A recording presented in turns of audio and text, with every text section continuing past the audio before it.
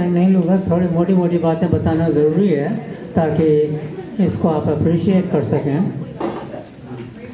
और डिमेंशिया जो है वो न्यूरो डिजेनरेटिव डिजीज़ है, मतलब कि नर्वस सिस्टम का डिजेनरेशन होता है, और वो डिजेनरेशन जो है वो बिकॉज ऑफ द फैक्ट कि हमारा ब्लड सर्कुलेशन उतना नहीं हो पाता है। तो इसलिए एक्सरसाइज बहुत इम्पोर्टेंट चीज़ है। तो मैं डॉक्टर साहब को बताऊंगा कि कई टॉपिक्स हैं जिन पे हम लेक्चर दे सकते हैं, एजिंग पे, एक्सरसाइज पे, डिमेंशिया पे, फॉल प्रिवेंशन पे, इन सब चीज़ों के जो कि हमारे और आपके लिए इम्पोर्टेंट टॉपिक्स हैं उनके बारे में बता सकता हूँ time from time to time, जब डॉक्टर साहब मौका देंगे तब।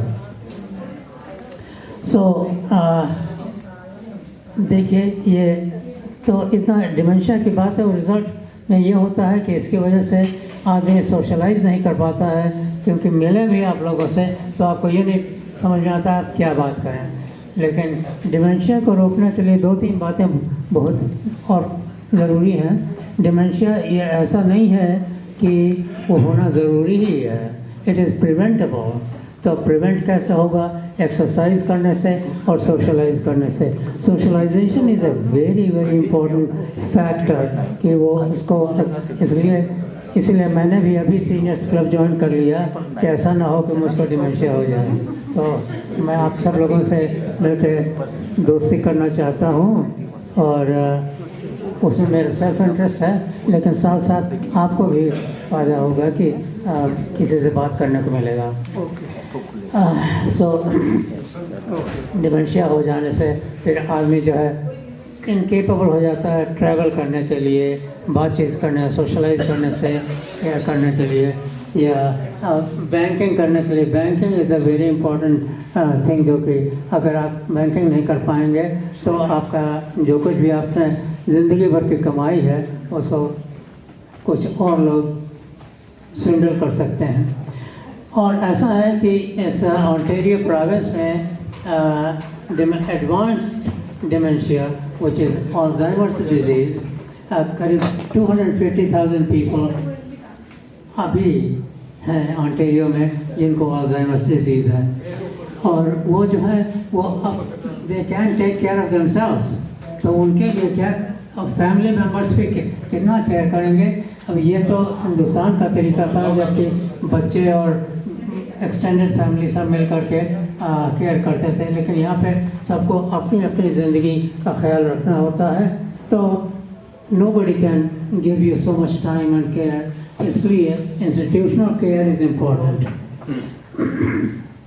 और ये एस्टिमेट किया जाता है कि by 2030 400,000 people will be suffering from Alzheimer's in Ontario, और by year 2050 1.7 million Canadians will be suffering from Alzheimer disease. So this is, ये बढ़ता ही जा रहा है, तो इसको मैनेज करना, इसको प्रिवेंट करना और मैनेज करना, दोनों ही बातें बहुत ज़रूरी हैं। तो चूँकि डॉक्टर साहब ने कहा जस्ट 10 मिनट है, तो मैं ज़्यादा टाइम नहीं लूँगा। अब ये बताता हूँ कि एक private member bill Ontario legislature में प्रेजेंट किया गया है। आपको ये तो मालूम ही होगा कि हेल्थ केयर जो है वो कनाडा में प्रोविंशियल जुरिस्डिक्शन में है।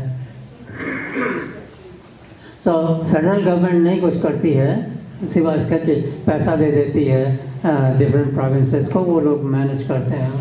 तो इस ओंटारियो में 2 MPPs हैं, मेंबर ऑफ प्रोविंशियल पार्लियामेंट,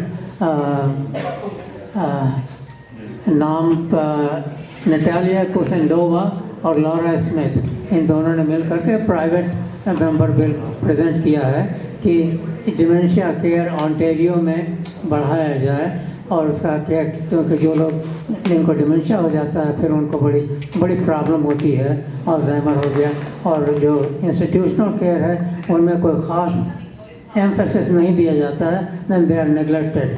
तो ये प्रेजेंट किया गया है इस बिल में कि इसका केयर बढ़ाया जाए, और केयर जो है पर्सन सेंट्रिक हो। मतलब इसमें ये भी होता है कि ये नहीं कि जो किसी रेस के हों या किसी जेंडर के हों उनकी केयर हो, नहीं, पर्सन सेंट्रिक है, जो भी किसी को भी हो। अब हु नोज़ हम लोगों में से किसी को ना हो, लेकिन अगर हो गया तो बहुत प्रॉब्लम हो जाएगी अपनों में, फैमिली में और सब जगह। तो इस तरह का केयर बढ़ाने का सजेशन हुआ है। हमारे डिसिप्लिन में, एकेडमिक डिसिप्लिन में time management was very important. We never were taking a minute more than what was allotted to us. So anyway, so to cut the story short, इस उसमें bill में ये present किया गया है कि पर्सन सेंट्रिक केयर हो, और जो लोग केयर टेकर हैं, जैसे पर्सनल सपोर्ट वर्कर्स हैं या नर्सेज हैं, उन लोगों को स्पेशलाइज्ड ट्रेनिंग दी जाए कि पर्सन सेंट्रिक केयर क्या होता है और कैसे होता है, कैसे करना चाहिए। और ये भी लिखा गया है, ये भी प्रपोज किया गया है कि सरकार क्या कर रही है और क्या किया है, उसको उनको रिटन रिपोर्ट ऑन्टेरियो गवर्नमेंट के वेबसाइट पर पोस्ट करना होगा। It is necessary and required. और उसके अलावा ये है कि जहाँ पर भी इनका केयर हो रहा है, डिमेंशिया का या अल्जाइमर्स का, उन फैसिलिटीज़ का इंस्पेक्शन हो, रेगुलर इंस्पेक्शन हो और इंस्पेक्शन रिपोर्ट प्रेजेंट किया जाए, ताकि किसी को इसमें स्लैकनेस न करने का मौका मिले। सो ये सब है, और इस वजह से आई थिंक कि इस बिल को पास करने के लिए हम लोग जो हैं वो स्टेक होल्डर्स हैं, हम लोगों को ही ज़्यादा से ज़्यादा इफ़ेक्ट होगा, सीनियर्स को। तो सीनियर्स का सपोर्ट ज़रूरी है। इस वजह से वो सिग्नेचर पेजेस में लाया हूँ और आपको मैं पास कर दूँगा। मे बी हर टेबल पर एक एक रख दूँगा। अगर आप लोग साइन कर देंगे तो बड़ी मेहरबानी होगी। क्या पता मुझको ही अल्जाइमर हो जाए, होप नॉट, लेकिन जिस किसी को भी होना हो उसके लिए ये अच्छी बात होगी कि उनका केयर ठीक से हो सकेगा। उसके अलावा इतना होने के बावजूद भी हम और भी प्रेशर लगा रहे हैं लेजिस्लेटिव असेंबली पे कि लॉन्ग टर्म केयर फैसिलिटीज़ जो हैं उनका स्टैंडर्ड बढ़ाया जाए, एज वेल एज क्या किया जाए कि उनके लिए रेगुलेशन बनाया जाए कि क्या उनको करना चाहिए, और उनका भी इंस्पेक्शन होना ज़रूरी है और उनका भी रिपोर्ट आना ज़रूरी है। क्योंकि क्या होता है, बहुत टाइम ऐसा होता है जो यूनाइटेड स्टेट्स में हुआ है कि लोगों को लॉन्ग टर्म केयर में जाते हैं, कहते हैं अच्छा, पूछते हैं कितना पैसा लगेगा हमको, तो हर महीने 5,000 लगेगा। ठीक है, चले गए, हम समझते हैं कि हम कर लेंगे। वहाँ पहुँचे तो कुछ दिन के बाद आपको कपड़े धुलवाने की ज़रूरत पड़ी, तो बोले लॉन्ड्री का तो साहब $200 पर महीना अलग से लगेगा। अच्छी बात है साहब, तो वो भी कर लिया। तो फिर अच्छा, अब दवा में कन्फ्यूजन हो रहा है, कोई हमको आपकी नर्स बता देगी क्या कौन सी दवा लेनी चाहिए, तो उसका $30 पर डे वो उसका अलग से हो जाएगा। और ऐसे करते करते पैसा इतना बढ़ जाता है कि लोग जो हैं 2-3 साल में बैंकरप्ट हो जाते हैं। अब उनके पास पैसा ही नहीं है तो क्या करें, तब उनको निकाल दिया जाता है and they have to die bankrupt, die broke. So ये सब बातों को बचाने के लिए I am trying to emphasize on the legislative assembly and the politicians कि इनका लॉन्ग टर्म केयर इंस्टीट्यूशंस के लिए रेगुलेशंस बनाइए और उनको ये कन्विंस करिए या फोर्स करिए कि एक फिगर दें और उसमें से बता दें कि क्या क्या सर्विसेज देंगे। ये नहीं कि उसके जाने के बाद आप बढ़ाते जाइए और फिर लोग दिक्कत में पड़ जाते हैं।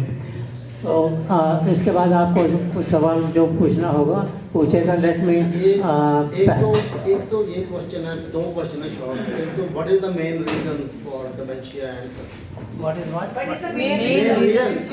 क्या है इसका, क्यों होता है? Main reason. और क्या होता है वो I'll be happy to talk about पूरा हम I can give a maybe an hour lecture on this.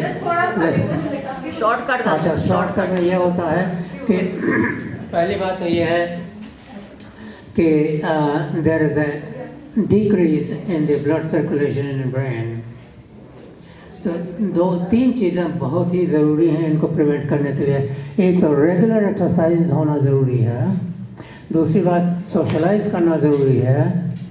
इससे काफ़ी हम लोग सोचते हैं कि गप मारना इधर उधर का क्या फ़ायदा है, but this is very healthy thing. उसके अलावा जो है आपको फिजियोलॉजिकल चेंजेस होते हैं।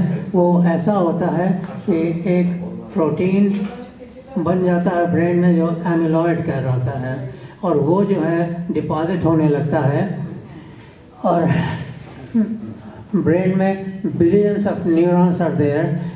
एक न्यूरॉन जो है उस कोई भी फंक्शन कंप्लीट नहीं कर पाता है। There is internet connection between them, they are connected together. So there is एक न्यूरॉन का फंक्शन जो हो वो डिफरेंट हो सकता है। कभी अगर इन न्यूरॉन्स की मैसेज आया तो उसके बाद में it will respond with this response. इधर से आया तो उसका दूसरा रिस्पॉन्स है, इधर से आया तो उसका तीसरा रिस्पॉन्स है। तो इस वजह से जब एमिलॉइड उसमें डिपॉजिट होता है तो न्यूरॉन्स के बीच में कनेक्शन जो है वो सिग्नल ट्रांसफ़र बंद हो जाता है, और जब सिग्नल ट्रांसफ़र बंद हो जाता है तब वो then you can not think कि क्या करना, क्या कहाँ है, क्या करना है, कुछ भी। ये सब ब्रेन फंक्शन जो है वो बंद हो जाता है उस डोमेन का। ये और इसका कोई स्पेसिफिक एज है इसकी? है स्पेसिफिक एज है जब शुरू हो सकता है? नहीं, वही तो बता रहा हूँ आपको कि dementia and Alzheimer disease is irreversible. अगर हो गया तो उसको वापस नहीं किया जा सकता, क्योर नहीं किया जा सकता, but you can prevent it. और प्रिवेंशन के लिए ये चीज़ें मैं बता रहा हूँ कि exercise and socialization and nutrition, these things are very significant। मैं इसके बारे में जब कभी लेक्चर देने का मौका मिलेगा तो सारी बातें आपको बताऊंगा। अभी तो खैर टाइम नहीं है, लेकिन ये इतना कह देना बहुत ज़रूरी है कि इसको रोका जा सकता है, और रोकने के लिए कसरत करना ज़रूरी है, मिलना जुलना ज़रूरी है। तो इसीलिए I think senior club is serving a very important role in the healthcare domain for all of us. So अब इसमें और भी जो सवाल होंगे मैं सबका जवाब दूंगा, लेकिन ये जो है मैं पेपर पास कर दूं, अगर आप लोग साइन कर दें तो बहुत। एक क्वेश्चन है, is there any particular food or vitamins that Is there anyone? per person? Vitamin. No, not